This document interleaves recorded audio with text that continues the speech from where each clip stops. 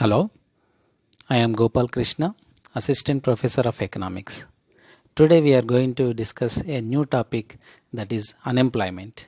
Okay, we may learn what is the unemployment, and that means the concept of unemployment, and what are the reasons for unemployment in India, and what are the steps taken by the government to reduce the unemployment in India. Okay, these are the issues we are going to discuss about these things. Okay. మనందరికీ తెలిసిన విషయమే, ఈరోజు భారతదేశం ఎదుర్కొంటున్న ముఖ్యమైన సమస్యలలో నిరుద్యోగం, unemployment కూడా ఒకటి అని. Okay, so then what is the actual meaning for unemployment? That is a person does not attain employment opportunity even though he is willing to work at existing wage rate. Okay, అంటే ప్రస్తుతం పని చేయడానికి సిద్ధంగా ఉన్నప్పటికీ కూడా పని దొరకని స్థితిని మనం అన్ఎంప్లాయ్మెంట్ లేదా నిరుద్యోగం అని చెప్తాం. అయితే ఇక్కడ మీరు కొన్ని పాయింట్స్ గుర్తుంచుకోవాలి. పని చేయడానికి సిద్ధంగా ఉన్న వ్యక్తులు మాత్రమే నిరుద్యోగులుగా మనం లెక్కిస్తాం. అంతేకాకుండా పని చేయడానికి ఇష్టం లేకుండా కావాలని ఎవరైనా నిరుద్యోగులుగా ఉంటే వారిని నిరుద్యోగులుగా మనం భావించకూడదు. ఓకే, దెన్ ఇంకొకటి ఏంటిదంటే ప్రస్తుత వేతన రేటు వద్ద పని చేయడానికి సిద్ధంగా ఉన్నప్పటికీ పని దొరకని పరిస్థితిని నిరుద్యోగం అంటాం. ఓకే, అంటే ఫర్ ఎగ్జాంపుల్ ప్రతిరోజు ఒక 400 రూపాయలు వేతనంతో కూలీ దొరికే అవకాశం ఉందనుకోండి. ఆ కూలీకి సిద్ధపడి పని చేయడానికి ముందుకొచ్చినా ఒకవేళ పని దొరకకపోతే దానిని మనం నిరుద్యోగంగా చెప్తాం. అందుకే ఇక్కడ కాన్సెప్ట్లో మీరు గుర్తుంచుకోవాల్సింది ఏంటిది? ప్రస్తుత వేతన రేటు వద్ద, అంటే existing wage rate. If a person is willing to work at existing wage rate even though he is unable to get employment, that is called unemployment. Okay, అయితే మనం అన్ఎంప్లాయ్మెంట్కి సంబంధించి రకరకాల భావనలు మనకు అర్థశాస్త్రంలో కనిపిస్తూ ఉంటాయి. అందులో ముఖ్యమైన నిరుద్యోగిత రకాలను మనం ఒకసారి గుర్తు చేసుకుందాం, రీకాల్ చేసుకుందాం. ఓకే, టైప్స్ ఆఫ్ అన్ఎంప్లాయ్మెంట్, నిరుద్యోగిత రకాలు. ఇందులో మనం ఇక్కడ ఒక 4 రకాల నిరుద్యోగితల స్వభావాలను మనం ఒకసారి అర్థం చేసుకోవడానికి ప్రయత్నం చేద్దాం. Okay, that is the first one, disguised unemployment. The second one is seasonal unemployment. Third one is under employment. The fourth one is open unemployment.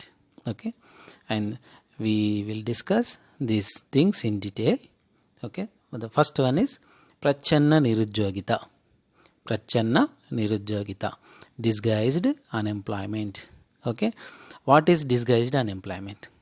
Okay, ఇక్కడ మనం చూడండి, సాధారణంగా ప్రచ్ఛన్న నిరుద్యోగిత అనేది అభివృద్ధి చెందుతున్న దేశాలలో లేదా వెనుకబడిన దేశాలలో ఇది ఎక్కువగా మనకు కనిపిస్తూ ఉంటుంది. ఒక వ్యక్తి పనిచేస్తూ ఉన్నప్పటికీ అతడి వల్ల ఎలాంటి అదనపు ఉత్పత్తి జరగలేదు అనుకోండి, అటువంటప్పుడు అతడిని మనం ప్రచ్ఛన్న నిరుద్యోగిగా గుర్తు చేసుకుంటాం. అంటే a person is working even though he is not producing extra production. So that person is doing work but there is no productivity or there is no production by that person. Okay, అంటే ఏంటి, ఇక్కడ ఒక ప్రచ్ఛన్న నిరుద్యోగి యొక్క అదనపు ఉత్పత్తి లేదా ఉపాంత ఉత్పత్తి అనేది శూన్యంగా ఉంటుంది లేదా దాదాపుగా శూన్యానికి దగ్గరగా ఉంటుంది. Okay, the marginal productivity of a disguised unemployee is 0 or near to 0. So that is disguised unemployment. Okay, సాధారణంగా మనకి ప్రచ్ఛన్న నిరుద్యోగిత అనేది ఎక్కువగా గ్రామీణ ప్రాంతాలలోని వ్యవసాయ రంగంలో కనిపిస్తుంది. ఎందుకు వ్యవసాయ రంగంలోనే మనకు ప్రచ్ఛన్న నిరుద్యోగిత కనిపిస్తుంది? దానికి ప్రధాన కారణం ఏంటిదంటే, దేశం ఆర్థికంగా అభివృద్ధి చెందకపోవడం వల్ల అటు ద్వితీయ తృతీయ రంగాలలో శ్రామికులకు ఎలాంటి ఉపాధి దొరకదు. దాంతో తప్పనిసరిగా శ్రామికులు వ్యవసాయ రంగం మీదనే ఆధారపడి ఉంటారు. సో ఈ విధంగా అవసరానికంటే ఎక్కువ మంది వ్యవసాయ రంగం మీద ఆధారపడి పనిచేస్తూ ఉంటారు. వీళ్ళకు ప్రత్యామ్నాయ ఉపాధి సౌకర్యాలు లేకపోవడం వల్ల వ్యవసాయం చేస్తూనే జీవిస్తూ ఉంటారు. ఓకే, అయితే ఉదాహరణకి ఒక 2 ఎకరాల పొలంలో ఒక ఇద్దరు వ్యక్తులు పనిచేస్తున్నారు అనుకోండి. ఓకే, అయితే ఇద్దరు వ్యక్తులకు సరిపోయే పని ఆ పొలంలో లేదా ఆ వ్యవసాయ కమతంలో ఉంది అనుకుందాం. అయితే అక్కడ ఇద్దరికంటే ఎక్కువ మంది వ్యక్తులు, ఉదాహరణకి 3 వ్యక్తులు పనిచేస్తున్నారు అనుకోండి. సో 3వ వ్యక్తి వల్ల వచ్చే ఉత్పత్తి మార్పు అనేది జరగనప్పుడు ఆ 3వ వ్యక్తిని మనం ప్రచ్ఛన్న నిరుద్యోగిగా చెప్పుకుంటాం. ఓకే, ఉదాహరణకి 3 వ్యక్తులు పనిచేస్తున్నప్పుడు వస్తున్న ఉత్పత్తి 30 బస్తాల ధాన్యం అనుకుందాం. ఆ 3 వ్యక్తుల్లో నుంచి మనం ఒక వ్యక్తిని తీసివేసినప్పుడు 2 వ్యక్తులు పనిచేస్తారు కదా, ఆ 2 వ్యక్తుల వల్ల కూడా 30 బస్తాల ధాన్యం ఉత్పత్తి అవుతుంది అనుకుందాం. అంటే 2 పనిచేసినా 3 పనిచేసినా ఉత్పత్తిలో మార్పు అనేది లేదు. సో మరి 3వ వ్యక్తి చేస్తున్న ఉత్పత్తి ఏంటి అంటే అది శూన్యం అని చెప్పుకోవచ్చు, 0. Okay, the marginal productivity of the third person is 0. So that third person is called as an employee. Okay, who is the third person in these 3 persons? We don't know. That is why we are calling that as disguised unemployment. అంటే పనిచేస్తున్న 3 వ్యక్తులలో ఏ వ్యక్తి 3వ వ్యక్తి అనేది మనం చెప్పలేం కాబట్టి ఆ 3 వ్యక్తులలో ఒక్కరు నిరుద్యోగి అని మాత్రమే చెప్పగలుగుతాం. ఆ 3వ వ్యక్తి ఎవరు అనేది మనం చెప్పలేం కాబట్టి ఇది కంటికి కనిపించని నిరుద్యోగంగా అంటే ప్రచ్ఛన్న నిరుద్యోగంగా చెప్పుకుంటాం. ఓకే, సో భారతదేశంలో ప్రధానంగా ఉన్న నిరుద్యోగితలలో ఈ ప్రచ్ఛన్న నిరుద్యోగం ఒకటి. రెండవ రకం ఏంటిదంటే ఋతు సంబంధ నిరుద్యోగం, సీజనల్ అన్ఎంప్లాయ్మెంట్. ఇది కూడా ప్రచ్ఛన్న నిరుద్యోగిత లాగానే గ్రామీణ ప్రాంతాలలోని ఎక్కువగా ఉంటుంది, ముఖ్యంగా వ్యవసాయ రంగంలో ఎక్కువగా ఉంటుంది. మనందరికీ తెలుసు వ్యవసాయం అనేది ఒక సీజనల్ యాక్టివిటీ. అంటే ఏంటి, వర్షాకాలంలో కార్యకలాపాలు ఎక్కువగా జరుగుతాయి, ఎండాకాలంలో కార్యకలాపాలు ఉండవు. సో ఎప్పుడైతే వర్షాకాలంలో కార్యకలాపాలు జరిగినప్పుడు వ్యవసాయ రంగంలో శ్రామికులకు ఉపాధి అనేది దొరుకుతుంది. అంటే నాట్లు వేయడానికి, కలుపు తీయడానికి, విత్తనాలను నాటడానికి, ఎరువులను చల్లడానికి, ఇట్లా రకరకాలుగా ఉపాధి అనేది వ్యవసాయ రంగంలో దొరుకుతుంది. అయితే ఎండాకాలంలో వ్యవసాయ రంగం అనేది ఉండదు కాబట్టి ఈ వ్యవసాయ కార్యకలాపాలు జరగవు కాబట్టి ఈ సమయంలో శ్రామికులందరూ నిరుద్యోగులుగా ఉంటారు. అంటే ఒక కాలంలో ఉపాధి దొరికి మరొక కాలంలో ఖాళీగా ఉండే నిరుద్యోగిత రకాన్ని మనం ఋతు సంబంధ నిరుద్యోగితగా చెప్పుకుంటాం. Okay, A seasonal అన్ఎంప్లాయీ is having work in one season and not having in another season. So okay, the third one is అల్ప ఉద్యోగిత, అండర్ ఎంప్లాయ్మెంట్. ఇది కూడా అభివృద్ధి చెందుతున్న దేశాలలో ఉండే ఒక రకమైన నిరుద్యోగం. ఇది భారతదేశంలో కూడా అల్ప ఉద్యోగిత అనేది ఎక్కువగానే ఉంది అని చెప్పుకోవచ్చు. ఓకే, అండర్ ఎంప్లాయ్మెంట్ అంటే ఏంటి, ఇక్కడ ఒక పర్సన్, ఒక శ్రామికుడికి తన యొక్క కెపాసిటీ కంటే తక్కువ స్థాయిలో పనిచేస్తూ ఉన్నప్పుడు అతనికి ఉన్న ఉద్యోగాన్ని అల్ప ఉద్యోగితగా చెప్పుతాం. ఓకే, ఉదాహరణకి ఒక శ్రామికుడు రోజుకు 8 గంటలు పని చేయగలిగే శక్తి సామర్థ్యాలను కలిగి ఉన్నాడు, కానీ అతనికి రోజుకు 4 గంటలు మాత్రమే పని దొరికింది అనుకోండి. అట్లాంటి నిరుద్యోగిత రకాన్ని అల్ప ఉద్యోగిత అంటాం. అంటే తన స్థాయికి కంటే తక్కువ స్థాయిలో ఉద్యోగం చేయడం. Okay, this is called under employment. Okay, a person is working at his not full ability. Okay, and the fourth one is bahiranga nirudyogita, open unemployment.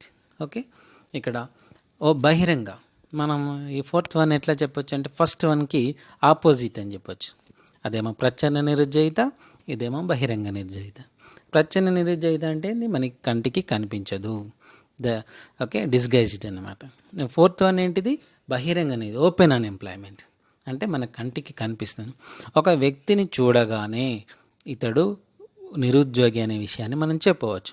అట్లాంటి స్వభావం కలిగిన నిరుద్యోగితను బహిరంగ నిరుద్యోగిత అంటాం. ఓకే, జనరల్గా ఇది బహిరంగ నిరుద్యోగిత అనేది ఎక్కడ ఎక్కువగా ఉంటుందంటే పట్టణ ప్రాంతాలలో, అంటే అర్బన్ ఏరియాస్లలో ఎక్కువగా ఉంటుంది. అదేవిధంగా చదువుకున్న వారిలో ఇన్ ద ఎడ్యుకేటెడ్ పీపుల్ ఇది ఎక్కువగా కనిపిస్తుంది. Okay, open unemployment is prevailed in urban areas and also in educated people. Okay, ఈ 4 types of unemployments are occurred in India. Okay, అందుకనే మనం ఇక్కడ ఈ 4 types అన్ఎంప్లాయ్మెంట్స్ గురించి నేర్చుకుంటున్నాం. ప్రచ్ఛన్న నిరుద్యోగిత, ఋతు సంబంధ నిరుద్యోగిత, అల్ప ఉద్యోగిత, బహిరంగ నిరుద్యోగిత. ఇంకా కొన్ని రకాల నిరుద్యోగాలు ఉంటాయి. అవి frictional unemployment and structural unemployment. ఈ ఫ్రిక్షనల్ అన్ఎంప్లాయ్మెంట్ అనేది జనరల్గా డెవలప్డ్ కంట్రీస్లలో ఉంటుంది. స్ట్రక్చరల్ అన్ఎంప్లాయ్మెంట్ కూడా ఎక్కువగా అభివృద్ధి చెందుతున్న దేశాలలో ఉంటుంది, కానీ మన దగ్గర దీని గురించి ఎక్కువగా చెప్పుకోవడం అనేది లేదు. ఓకే, సో ఈ విధంగా 4 రకాల అన్ఎంప్లాయ్మెంట్స్ గురించి మనం ఈరోజు తెలుసుకుందాం. ఓకే, మరి భారతదేశంలో నిరుద్యోగితను ఏ విధంగా లెక్కిస్తాం? Okay, how we estimate the unemployment level or unemployment magnitude in India. Okay, జనరల్గా దీన్ని ఒక 3 typesలో మనం కంట్రీలో ఈ నిరుద్యోగితను మనం ఎస్టిమేషన్ చేస్తాం. ఫస్ట్ వన్ ఏంటిదంటే సాధారణ స్థాయి నిరుద్యోగిత, నార్మల్ అన్ఎంప్లాయ్మెంట్. రెండవ రకం ఏంటిదంటే వారం వారీ నిరుద్యోగిత, weekly based unemployment. Third one ఏంటిదంటే రోజువారీ నిరుద్యోగిత, డైలీ బేస్డ్ అన్ఎంప్లాయ్మెంట్. ఓకే, సాధారణంగా మన దేశంలో అన్ఎంప్లాయ్మెంట్ ఎస్టిమేషన్ అనేది నేషనల్ శాంపుల్ సర్వే వారు కండక్ట్ చేస్తూ ఉంటారు. కొన్ని సందర్భాలలో ప్రణాళికా సంఘం కూడా అంచనాలను వేయడం అనేది జరుగుతూ ఉంటుంది. ఓకే, అయితే ఈ 3 రకాల గురించి ఒక్కసారి నేర్చుకుందాం. సాధారణ స్థాయి నిరుద్యోగిత అంటే మనం సర్వే చేస్తున్నప్పుడు ఆ సర్వే రోజు నుంచి చూసినప్పుడు అంతకుముందు గడిచిన సంవత్సరం లోపల ఒక వ్యక్తి, ఒక శ్రామికుడు ఎన్ని సంవత్సరాలు ఉపాధిని అంటే పనిని కలిగి ఉన్నాడు అనేది అంచనా వేస్తారు. ఓకే, సాధారణంగా 6 నెలల కంటే తక్కువ కాలం అతడికి పని దొరికితే అతడిని సాధారణ స్థాయి నిరుద్యోగిగా మనం ఇక్కడ గుర్తిస్తామన్నమాట. రెండవ రకం ఏంటిదంటే వారం వారీ నిరుద్యోగిత. ఓకే, అంటే ఇక్కడ వీక్లీ బేస్ చేస్తాం. అంటే మనం సర్వే చేసిన రోజుకు గడిచిన వారం రోజులలో అతడికి పని దొరికిందా లేదా అనేది చూస్తారు. సాధారణంగా ఇందులో గడిచిన వారం రోజులలో ఒక్కరోజు పని దొరికినా, కనీసం 1 గంట పని దొరికినా అతన్ని ఉద్యోగంగానే లెక్కిస్తారు. వారం రోజులలో కనీసం 1 గంట కూడా పని దొరకకపోతే అతడిని మనం వీక్లీ బేస్డ్ అన్ఎంప్లాయ్మెంట్గా ట్రీట్ చేస్తాం. థర్డ్ వన్ ఏంటిదంటే సర్వే చేయడానికి ముందు వారం రోజులలో అతడు ఎన్ని రోజులు ఉపాధిని కలిగి ఉన్నాడు, ఎన్ని రోజులు ఉపాధిని కలిగి లేడు అనేది ఒక నిష్పత్తిని మనం గణిస్తాం. ఈ నిష్పత్తిని ఆధారంగా చేసుకొని అతడికి పని ఎట్లా ఉంది అనే విషయాన్ని మనం అంచనా వేయవచ్చు. అంటే రోజువారీ నిరుద్యోగితలో మనం నిరుద్యోగిత యొక్క తీవ్రతను మనం అర్థం చేసుకోవచ్చు. ఓకేనా, సో అందుకే ఈ రోజువారీ నిరుద్యోగితను మనం ఎక్కువగా పరిగణలోకి తీసుకోవడం అనేది జరుగుతూ ఉంటుంది. ఓకే, మరి భారతదేశంలో నిరుద్యోగితకు ఉన్న కారణాలు ఏంటిది అన్నది మనం ఒకసారి చూద్దాం. Okay, what are the reasons for unemployment in India? And all of we know that unemployment is a major problem in India and it is prevailing at high level, at a high rate in India. So generally every country is taking some steps to reduce the unemployment. Okay, అదేవిధంగా ఇండియాలో కూడా అన్ఎంప్లాయ్మెంట్ని తగ్గించడానికి ప్రభుత్వం వివిధ రకాల ప్రయత్నాలను చేస్తుంది. అయితే మరి ఇండియాలో ఎందుకు నిరుద్యోగం అనేది ఎక్కువగా ఉంది? ఓకే, దానికి గల కారణాలను మనం ఒకసారి చూద్దాం. What is the first reason for unemployment in India? Increase in population. Okay, ఇది మన అన్ని సమస్యలకు ప్రధాన కారణంగా ఇది ఉంటుంది అన్న విషయం మనకు తెలుసు.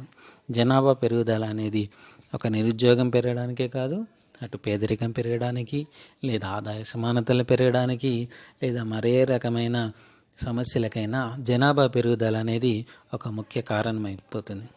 1951 లెక్కల ప్రకారం భారతదేశ జనాభా 35 కోట్లు కాగా 2011 లెక్కల ప్రకారం మన భారతదేశ జనాభా 121 కోట్లు, అంటే దాదాపుగా 4 రెట్లుగా మన జనాభా పెరిగింది. సో ఇంత జనాభా పెరుగుదల కారణంగా మనం ప్రభుత్వం కానీ మన ఆర్థిక వ్యవస్థలో కానీ ఎన్ని రకాల ఉద్యోగ అవకాశాలు కల్పించబడినప్పటికీ కూడా నిరుద్యోగిత అనేది క్రమంగా పెరుగుతూ వస్తుంది. Okay, so that is why we are calling that the increase in the population is the main reason for unemployment in India. What is the second reason for unemployment? High dependency on agriculture sector. Okay, and all of you know that agriculture sector is a predominant sector in developing countries as well as also in India. If you think about 2011 census, as per 2011 census, the 52% of the labor force is depending on agriculture sector. Okay, అంటే ఇక్కడ high dependency అనేది వ్యవసాయ రంగం మీద మనకు కనిపిస్తుంది. అంటే ఎక్కువ మంది శ్రామికులు వ్యవసాయ రంగం మీద ఆధారపడి ఉన్నారు. అయితే ఎప్పుడైతే ఎక్కువ మంది శ్రామికులు వ్యవసాయ రంగం మీద ఆధారపడి ఉంటారో, వ్యవసాయ రంగం అనేది ఆర్థికంగా అభివృద్ధి చెందిన రంగం కాదు, ఎక్కువగా ఉపాధిని అందించే రంగం కాదు, అయితే ఆదాయాలను కూడా ఎక్కువగా అందించే రంగం కాదు. అనివార్య పరిస్థితులలో మన శ్రామికులు ఎక్కువగా వ్యవసాయ రంగం మీదనే ఆధారపడుతున్నారు. దీనివల్ల మన దేశంలో అటు ప్రచ్ఛన్న నిరుద్యోగిత కానీ ఇటు ఋతు సంబంధ నిరుద్యోగిత కానీ ఎక్కువగా ఉండడం అనేది జరుగుతుంది. ఓకే, సో వ్యవసాయ రంగం మీద ఆధారపడడం అనేది ఎప్పుడు కూడా మనకు నిరుద్యోగిత పెరగడానికి కారణమవుతుంది. Okay, what is the third reason for unemployment? Decreasing the tiny industries in India. Okay, అంటే ఇక్కడ కుటీర పరిశ్రమలు క్షీణించడం. సాధారణంగా కుటీర పరిశ్రమలు కానీ లేదా చిన్న తరహా పరిశ్రమలు కానీ అంటే సూక్ష్మ పరిశ్రమలు కానీ ఎక్కువ ఉద్యోగ అవకాశాలను కల్పిస్తూ ఉంటుంది. ఓకే, పెద్ద పరిశ్రమలతో పోల్చినప్పుడు చిన్న పరిశ్రమలు ఎక్కువ ఉపాధి అవకాశాలను కల్పిస్తాయి. దానికి కారణం ఏంటిదంటే the tiny industries are completely depending on labor force. So and also these industries are called as labor intensive. These industries are using labor intensive techniques. So that is why these industries are giving more opportunities for the employment. Okay, but unfortunately in India in the last 50 years and the tiny industrial sector is decreasing. Okay, so ఈ విధంగా కుటీర పరిశ్రమలు క్షీణించడం అనేది మనకు ఉద్యోగ అవకాశాలను కల్పించలేకపోతున్నాయి. నాలుగవది ఏంటిది? Regional and income inequalities. భారతదేశంలో ఆదాయ అసమానతలు, సంపదల అసమానతలు, ప్రాంతీయ అసమానతలు అనేవి ఎక్కువగా కొనసాగుతున్నాయి. ముఖ్యంగా ఇటు ప్రాంతీయ అసమానతలు కానీ ఆదాయ పంపిణీల అసమానతలు కానీ మన దేశంలో ఉద్యోగ అవకాశాలను కల్పించలేకపోతున్నాయి. అంటే ఉద్యోగ అవకాశాలు కల్పించకుండా ఇవి ఒక అడ్డుగోడలాగా నిలబడుతున్నాయి. సో ఇవి ఎప్పుడైతే మన దేశంలో తగ్గుముఖం పడతాయో అప్పుడు ఉద్యోగ అవకాశాలు పెరిగి నిరుద్యోగం అనేది తగ్గుతుంది. Okay, what is the fifth one? Defects in educational system. Defects in educational system అంటే లోపభూయిష్టమైన విద్యా విధానం. ప్రస్తుతం మన విద్యా వ్యవస్థ అంతా కూడా బ్రిటిష్ ప్రభుత్వం రూపొందించిన విద్యా విధానం. అది గుమస్తాగిరి స్థాయి లాంటి ఉద్యోగ అవకాశాలనే కల్పిస్తుంది తప్ప మనకు వేరే రకమైన ఉపాధి అవకాశాలను కల్పించడం. Okay, what is the another reason for unemployment is lack of training facilities for the labour. Okay, ఇక్కడ ఏంటిదంటే మనము సరైన శిక్షణ సౌకర్యాలు లేదా శిక్షణ వసతులను మన యొక్క శ్రామికులకు అందించకపోవడం వల్ల కూడా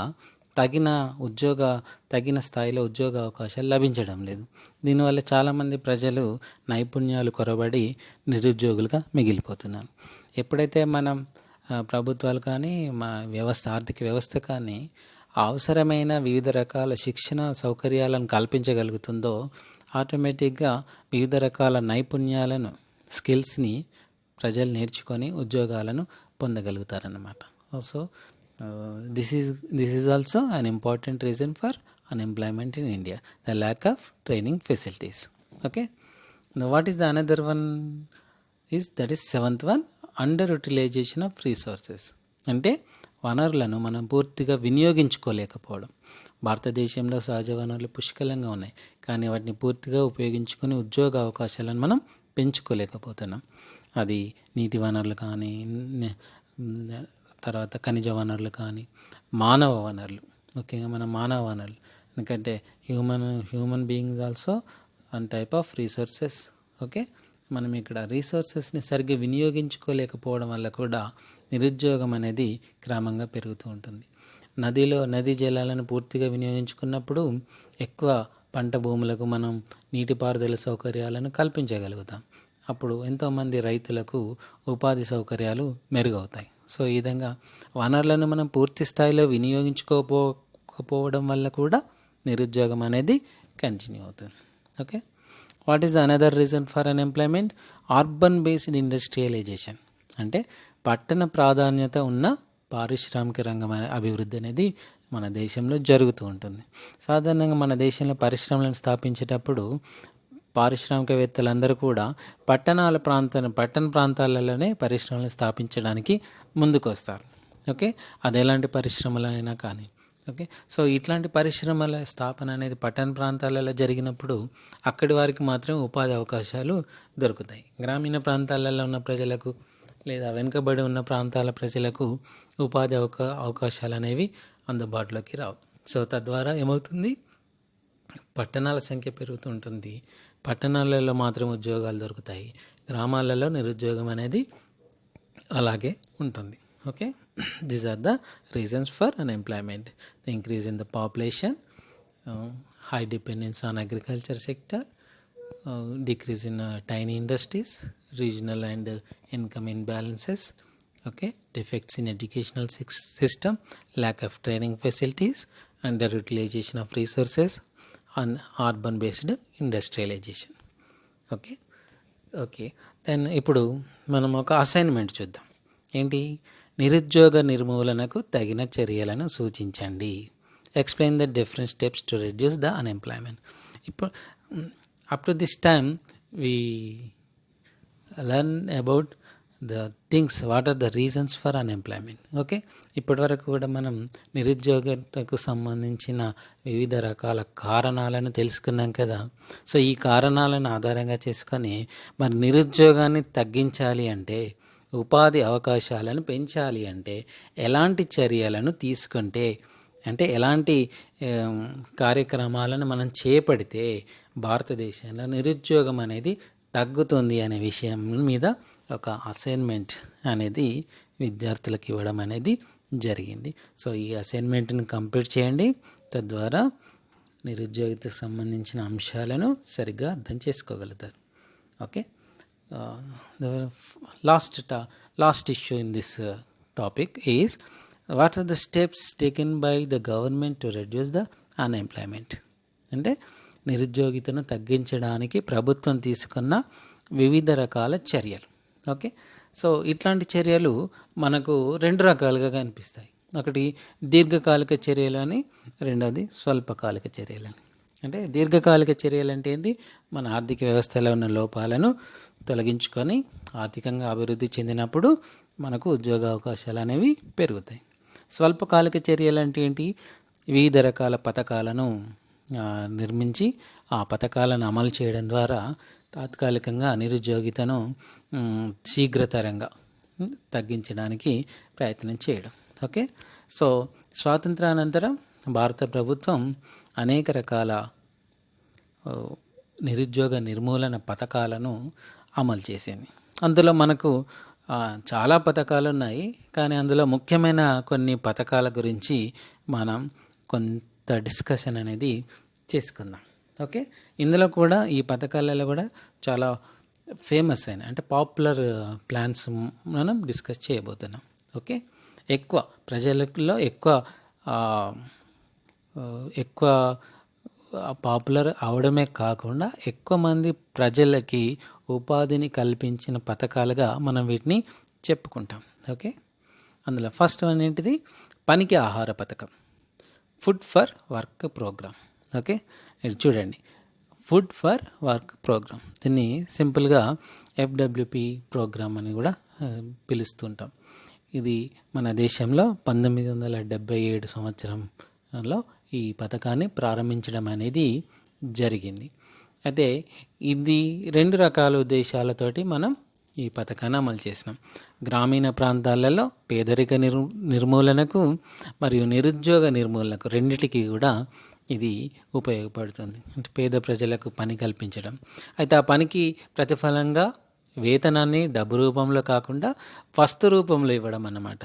ఉదాహరణకి ఆ శ్రామికునికి బియ్యం లేదా గోధుమలు ఇట్లా ఈ వస్తు రూపంలో ఇచ్చినప్పుడు ఏంటంటే ఆ వస్తువు యొక్క దుర్వినియోగం జరగకుండా వాళ్ళు తినడానికి అవకాశం దొరుకుతుంది. అందుకే ఇది పథకానికి ఏమని పేరు పెట్టడం జరిగింది? ఫుడ్ ఫర్ వర్క్, పని చేయడము, ఆహారాన్ని పొందడం.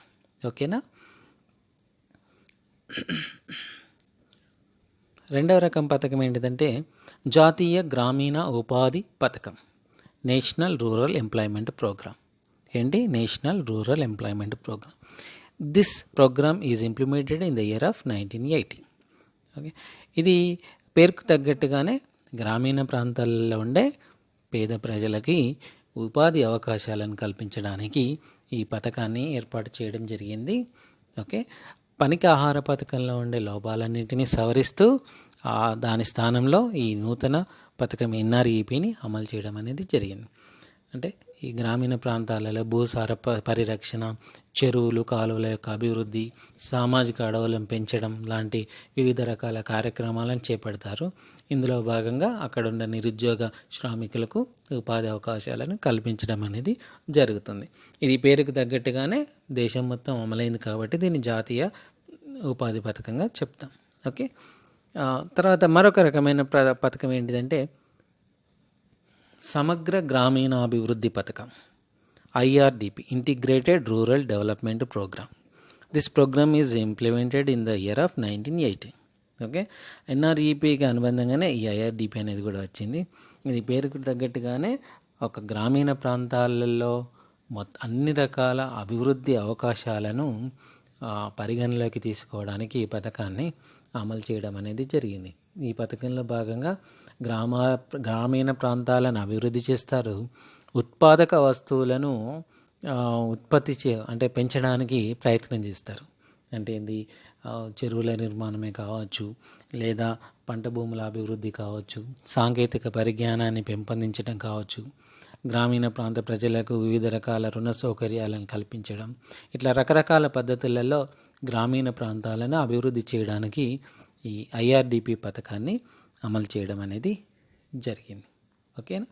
తర్వాత మరొక ముఖ్యమైన పథకం ఏంటిదంటే గ్రామీణ భూమి లేని రైతుల ఉపాధి హామీ పథకం, RLEGP, rural landless employment guarantee programme. This programme was implemented in the year of 1983. August 15 ఈ పథకాన్ని ప్రారంభించడం అనేది జరిగింది. అంటే గ్రామీణ ప్రాంతాలలో కొందరు భూమి లేని రైతులు ఉంటారు, వాళ్లకు ఉపాధిని కల్పించడం అనేది దీనికి టార్గెట్గా పెట్టుకోవడం జరిగింది. దాదాపుగా సంవత్సరంలో ఒక 100 రోజుల పనిని కల్పించాలనే ఉద్దేశంతో ఈ పథకాన్ని అమలు చేయడం జరిగింది. ఇది కేంద్ర ప్రభుత్వ పథకం. ఇప్పటి వరకు మనం చెప్పుకున్న పథకాలన్నీ కూడా కేంద్ర ప్రభుత్వ పథకాలే. అయితే దీనికి అయ్యే వ్యయమంతా కూడా కేంద్ర ప్రభుత్వమే భరిస్తూ ఉంటుంది. ఓకేనా? తర్వాత మరొక ప్రోగ్రామ్ ఏంటిది అంటే TRYSEM, training for rural youth for self employment, అంటే గ్రామీణ యువకుల స్వయం ఉపాధి శిక్షణ కార్యక్రమం. This is implemented in the year of 1983. మనకి ఈ పథకంలో భాగంగా ఏం చేస్తారంటే గ్రామీణ ప్రాంతాలలో ఉండే కొంతమంది నిరుద్యోగ యువకులను గుర్తించి వాళ్లకు స్వయం ఉపాధి కోసం అవసరమైన శిక్షణను అందించడం చేస్తారన్నమాట.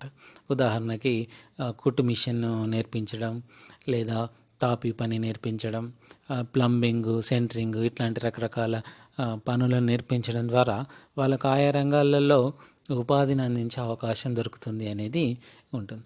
అయితే ఇక్కడ మనకు ఇది స్వయం ఉపాధి అంటే సెల్ఫ్ ఎంప్లాయ్మెంట్. వాళ్ళు ఏదైనా ఒకటి అనుకొని దాన్ని అవసరమైతే ఇంకొకరికి ఉద్యోగం ఇచ్చే విధంగా వాళ్ళను తయారు చేయడం అన్నమాట. ఇప్పుడు కుట్టు మిషన్ నేర్పించినారనుకోండి, కుట్టు మిషన్ పెట్టుకొని అతడు తనకు కావాల్సిన ఆదాయాన్ని అతడే సంపాదించుకోగలుగుతాడు. ఇంకొకరి మీద ఆధారపడకుండా సొంతంగా ఉపాధిని పొందగలుగుతారన్నమాట. ఇది కూడా చాలా పాపులర్ అయిన ప్రోగ్రామ్ అని చెప్పుకోవచ్చు. ఓకే, తర్వాత మరొక పథకం జవహర్ రోజ్గార్ యోజన పథకం, JRY, Jawahar Rozgar Yojana. This is implemented in the year of 1989. At the same time, in the 1989, another program was also implemented, that is Nehru Rozgar Yojana, NRY. ఇక్కడ చూడండి, JRY అండ్ NRY, ఈ రెండు పథకాలను మనం ఒకసారి గమనిస్తే ఈ రెండు పథకాలు కూడా 1989లోనే అమలు చేయడం అనేది జరిగింది. అయితే రెండిటికి ఉన్న లక్ష్యాలు ఒకే రకంగా ఉన్నప్పటికీ కానీ ఈ రెండింటిని అమలు చేసే ప్రాంతాలు వేరన్నమాట. JRY పథకాన్ని గ్రామీణ ప్రాంతాలలో అమలు చేయడం జరిగింది. నెహ్రూ రోజ్గార్ యోజన NRY పథకాన్ని పట్టణ ప్రాంతాలలో అమలు చేయడం అనేది జరిగింది. JRY కింద గ్రామాలలో నిరుద్యోగ అంటే పేదరికంలో ఉన్న వ్యక్తులను గుర్తించి వారికి అవసరమైన ఉపాధిని కల్పించడానికి ప్రభుత్వాలు కృషి చేస్తాయి.